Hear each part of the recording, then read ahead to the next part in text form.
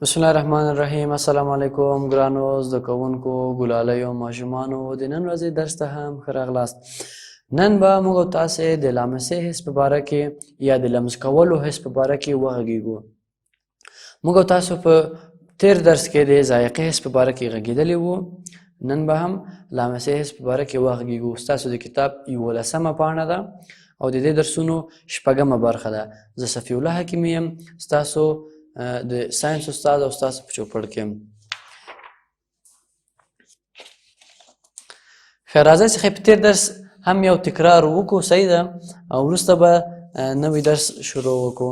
په تیر درس ارزونې به راسئ چې یارې بیا موږ تاسې وګورو.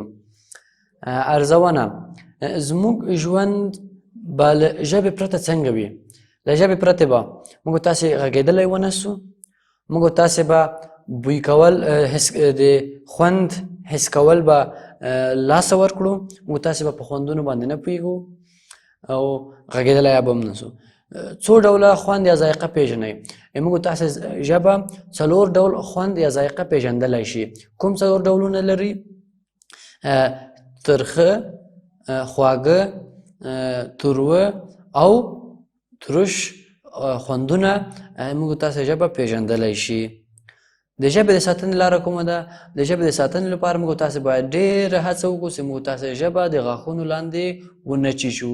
که چېرې دا کار وکړو، حتی د دې امکان شته چې موږ تاسې ژبه قطع شي او د ژبې له نعمت نه محروم شو. نو تاسو ډېر فکر ولرئ چې ژبه م چې خوړله، خواړه م چې خوړله، فکر م ورته ونیسئ چې خواږه ډېر یخ نه وي، ډېر ګرم نه وي او ژبه مو د غاښونو لاندې نه شي. صحیح ده؟ ښه، نن به موږ تاسې د لامسې حس په باره کې وغږېږو. صحیح ده؟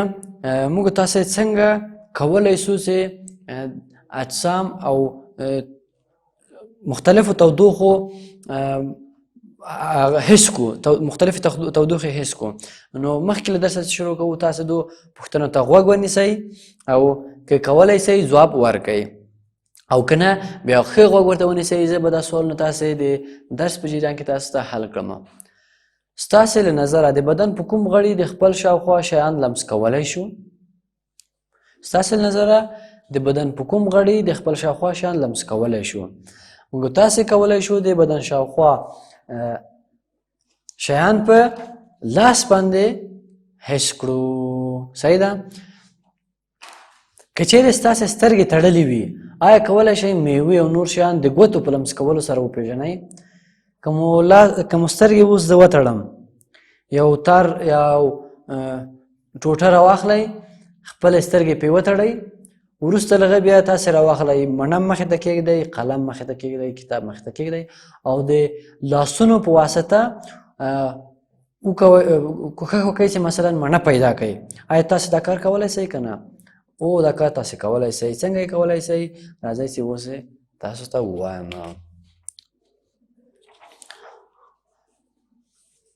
ښه، مخکې له نه راځئ متن زه تاسو سره لولم، تاسو هم په لوړ آواز تکرار کړئ.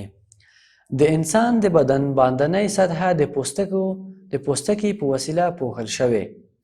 د انسان د بدن پوستکو د چاپیریال د شیانو په پېژندلو کې مرسته کوي.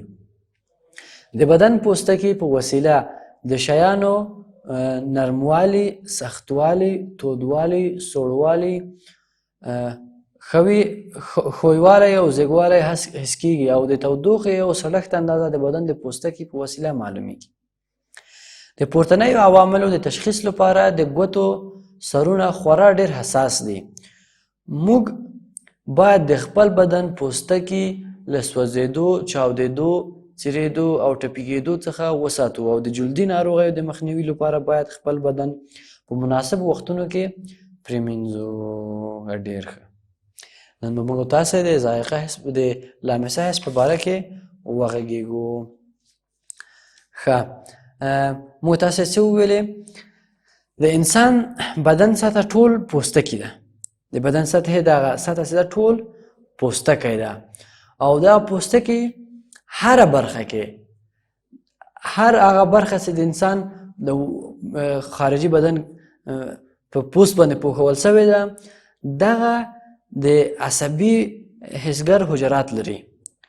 هر ځای چې تاسې لمس کوئ هماغلته یو برقي سیګنال د عصبي حجراتو له طریقې نه اعصاب ته لیږل کېږي او معلومیږي چې دغه شی چې موږ تاسې لاس حس کوي یا موږ تاسې په دا بدن باندې تماس کړی ده که نه، دغه څه رقم شکل لري، څومره تودوخه لري، کوم شیان کولی شو موږ تاسې په ده باندې پوه شو چې په لمس کولو باندې پوه شو.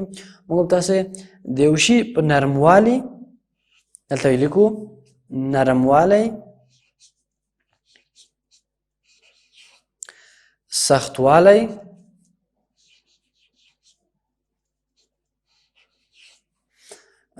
تودوالی،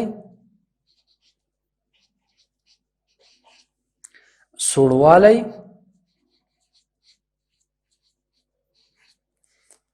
ښویوالی،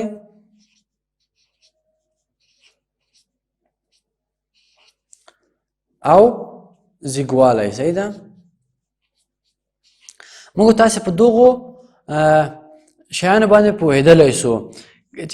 هر کله چې موږ تاسې وغواړو یو جسم یا یو ژوندی موجود لمس کړو، موږ تاسې له لاسه کار اخلو، هغه لمس کوو. موږ تاسې کولی سو چې دغه شي نرموالي باندې، سختوالي باندې، تودوالي، سوړوالي، ښویوالی او زیږوالي باندې پوه سو. اوس مثلا تاسې داسې یو حیوان مثلا دغه سوی مو لیدلی ازغي لري که نه، هغه ته که چېرې تاسې لاس واروړی تاسې پرې پوهېږئ چې دا زیږو ده. صحیح ده؟ او یو بل ښوی مثلا هګۍ راواخلئ، لاس تاسې پرې ورکېږدئ، تاسې پرې پوهېږئ چې دا ښوی ده. یا مثلا یو ګرم شی، کله چې دا خواړه تاسې خورئ، که خواړه ګرم وي د لاس باندې تاسې راخلئ، تاسې پرې پوهېږئ چې دغه خواړه ګرم دي. او یا مثلا یو سوړ شی، مثلا اوبه تاسې له یخچاله تاسې راباسئ بوتل کې، تاسې پرې پوهېدلی شئ چې دغه سوړ ده که نه. او همدارنګه نرموالی او سختوالی، یو شي باندې موږ تاسې پوهېدلی شو. مثلا یو بل خپل دا بل لاس چې موږ تاسې اوس زور کو، حس یې کو، پرې پوهېږو چې دغه موږ تاسې دغه جسم چې موږ تاسې اوس لمس کوو نرم ده او یا سخت ده. ښه غوږ ورته ونیسه. موږ تاسې کولی سو د لاس په واسطه، د لاس د لمس کولو په واسطه باندې نرموالی، سختوالی، تودوالی، سوړوالی، ښویوالی او زیږوالی باندې پوه سو. صحیح ده؟ د انسان بدن باندنۍ سطحه معلومه له پوستکي نه جوړه سوې او د پوستکي د چاپېریال د شیانو په پېژندلو کې ډېر موږ تاسو سره مرسته کوي. پوستکی ډېر حساس دی. موږ تاسو پوستکی کولی شي چې ټول دغه موارد موږ تاسو ته پیدا کړي. څنګه موږ تاسو پوهېدلی شو چې یو شی نرم ده او که سخت ده؟ موږ تاسو دغه لمس کولو حس څنګه په ده باندې پوهېږي؟ کله چې موږ تاسې یو جسم ته لاس ورړو، صحیح ده، ډېر زور مه پرې وړئ، خالي لاس هم پرې کېږدئ. تاسې نه شئ پرې پوهېدی چې دغه نرم ده که سخت ده. خو که چېرې زور پرې راولئ، که چېرې زور مو پرې راوسته، هلته به تاسې پوهېږئ چې دغه نرم ده که سخت ده. ولې؟ ځکه چې ستاسو لاس کولی شي هماغه جسم دننه بوځي، او که بیا سخت وي بیا تاسې ته دا امکان نشته. په دغه طریقې تاسې پوهېږئ چې دغه جسم لږ سخت ده او که ډېر سخت ده. موږ تاسې خالي زور کوو، خو دغه حجرات، حسګر حجرات څه دي؟ دغه معلومات د عصبي حجراتو له طریقې نه اعصابو ته رسوي، مغز ته یې رسوي، هلته به تحلیل کېږي چې دغه څه رقم نرم ده او که سخت ده. صحیح ده؟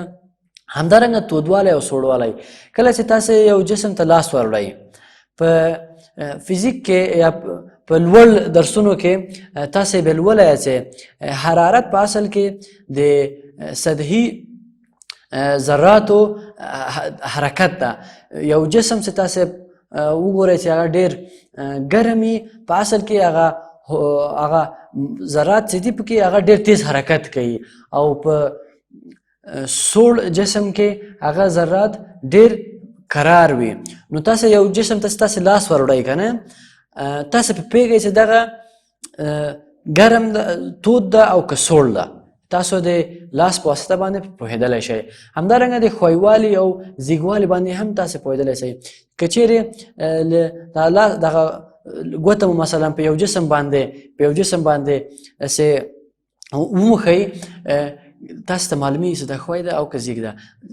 ډېر اسانه تاسو ته په دغو حسونو په دغو مواردو باندې پوهېدلی شئ. ښه، زموږ تاسې په بدن ټوله برخه کې همدغه د حسګر حجرات شته.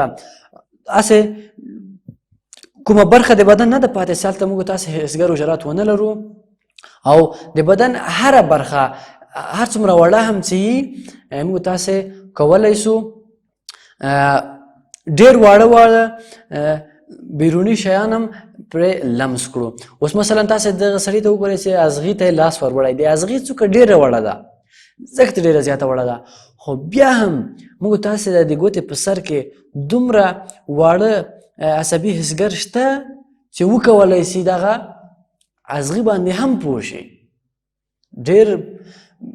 ډېر مکمل سیستم خدای پاک موږ تاسو ته رابخلی ده. موږ تاسې د سترګو د نه لیدلو په اندازه باندې هم داسې حسګر حجرات لرو چې کولی شي موږ تاسو ته ډېر واړه شیان لکه د ازغي د څوکه هم موږ تاسو ته معلوم کړي. صحیح ده؟ نو او په همدې شکل او په همدې طریقه باندې موږ کولی شو چې له خطراتو نه ځان وساتو. اوس فکر وکړئ که موږ تاسې دغه عصبي حجرات غټ وای که نه، واړه شیان باندې نه سوای حس کولی، نو موږ تاسې به څومره په غټ جنجال کې وو. هر ځل چې موږ تاسې ازغی ته لاس ورول نه به پرې پوهېدلو او به خپل ځان به مو خوږ کړی وو. صحیح ده؟ نو تاسې کوښښ وکړئ چې خپل پوست د سوځېدو،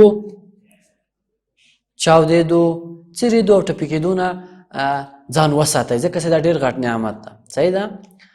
موږ تاسې پوست کې سوځي او چاودې کېږي او څیرې کېږي او ټپي کېږي، موږ تاسې ته نورې ناروغۍ هم را په برخه کېدی شي. صحیح ده؟ نو ډېره زیاته دغو موارد نه ځان وساتئ. دا د نن ورځې درس ده. هیله لرم چې درس مو زده کړی وي او ارزونه او کورنۍ دنده هم خپلو کورونو کې حل کړئ. دا د نن ورځې درس و. د الله په امان.